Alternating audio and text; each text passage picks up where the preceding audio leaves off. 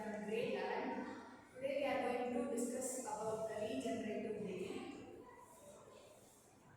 Now we will see how to make this first. So first engine provides rotation in mechanical power to spin the generator. Motor, generator unit, it helps the vehicle to drive through using battery power. Generator produces electricity when the engine or wheel rotate backward.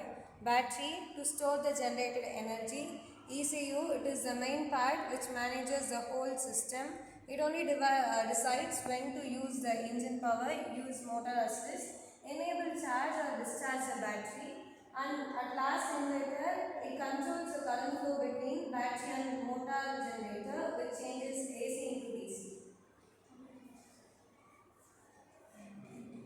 Now we will see how it works.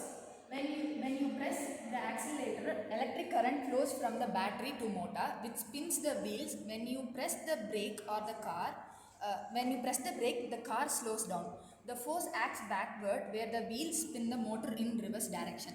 Then the motor works as on generator, which converts kinetic energy to electrical energy, in which the electricity go back to the battery.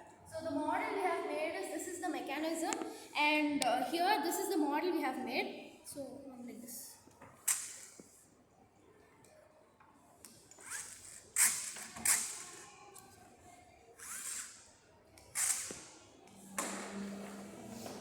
And so here we will look about the advantages of this model we have made. So the system is a way to reuse wasted energy, not to generate new energy from nothing. According to sustainable development, regenerative braking is significant technology.